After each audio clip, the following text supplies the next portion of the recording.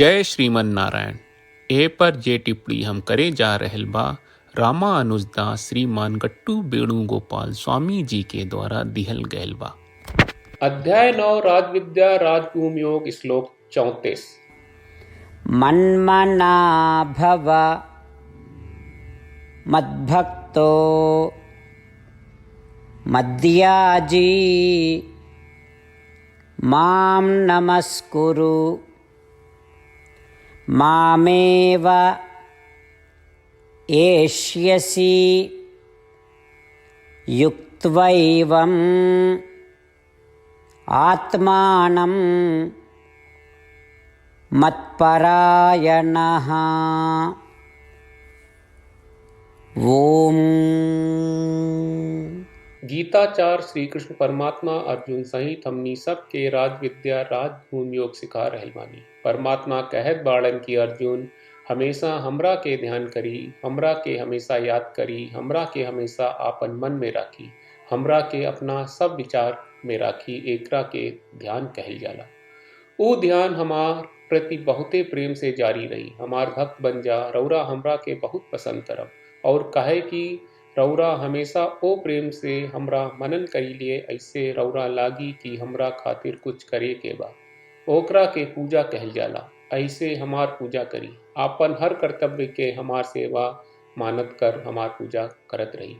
अर्जुन रौरा यू एहसास होखे के चाहिए कि रौरा हमार संपत्ति है। तब रौरा कहे लागे के पड़ी कि हे कृष्ण हम राउर संपत्ति है, ई कह के नमस्कार कहल जाला।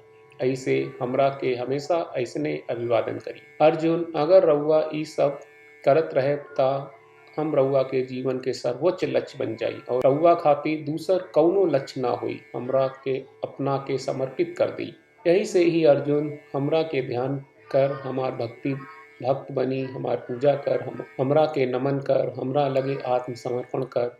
अगर रउआ उ सब करत तब रउआ निसंदेह हमरा के प्राप्त करब। रउआ हमरा के पूरा तरह से आनंद लेवे के सक्षम होखब। ठीक वही तरह श्री कृष्ण परमात्मा वही चीजन के सूची बनावत बाड़न जौना के हमनी के उनका के हासिल करे खातिर करे के चाहिए। आई श्री कृष्ण परमात्मा के उपदेश के याद करी और श्री कृष्ण परमात्मा के ध्यान करी। आई श्री कृष्ण परमात्मा के भक्त बने, आई श्री कृष्ण परमात्मा के आराधना करी, हमनी के श्री कृष्ण परमात्मा के प्रणाम करी जा। आई श्री कृष्ण परमात्मा के आपन जीवन के परम लक्ष्य मानल जाए। तब जैसन की श्री कृष्ण परमात्मा कहले रहले हमनी के सभे श्री कृष्ण परमात्मा के महिमा के पूरा अनुभव करे में सक्षम होकर जा। श्री कृष्ण परमात्मा के कहल बात के पूरा करे के प्रयास जारी रखत आई श्री कृष्ण परमात्मा के वचन के जैसे श्लोक के रूप में वा उसने दोहरावे की कोशिश करी जा। मन्मना भव मद्भक्तो मद्याजी मां नमस्कुरु मामे वैष्यसि युक्त्वैवं आत्मानं मत्परायणः। श्रीमन्नारायण करिष्ये वचनं तव। सर्वं श्रीकृष्णार्पणमस्तु। जय श्रीमन्नारायण।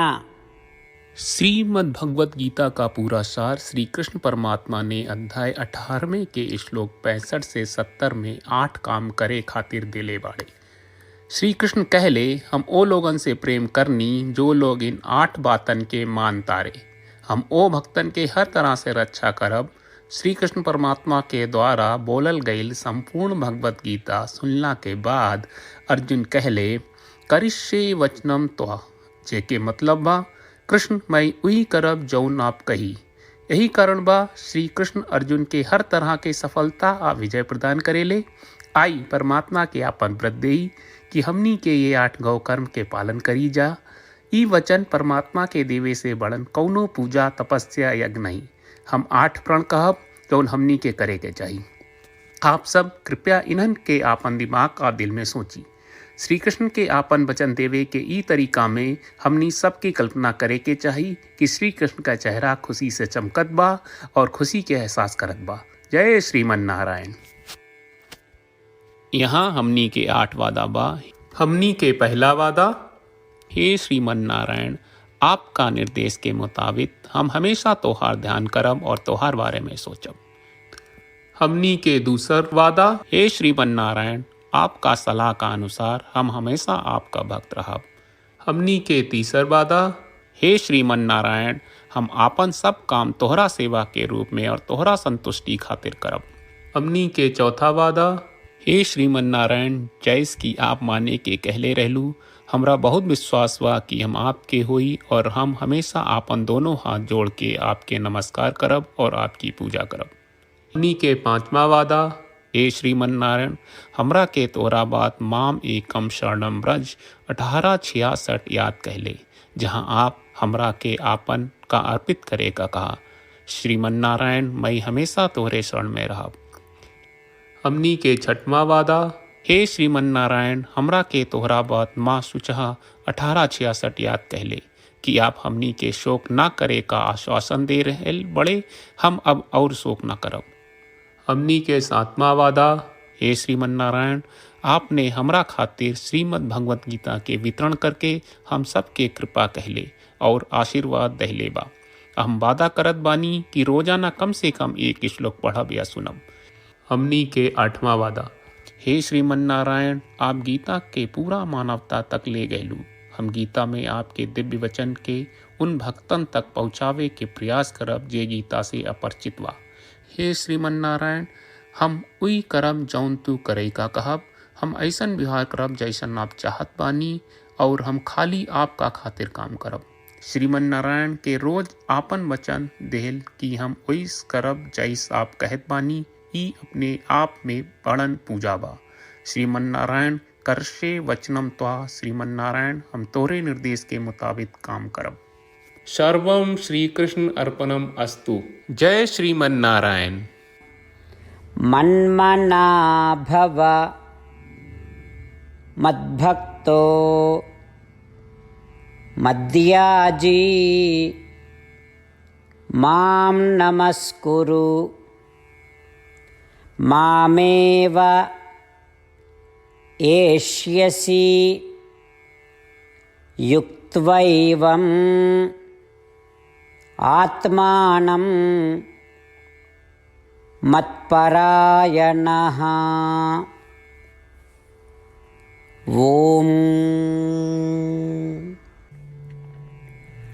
मन्मना भव मद्भक्तो मद्याजी मां नमस्कुरु मामेवैष्यसि युक्त्वैवम् आत्मानं मत्परायणः।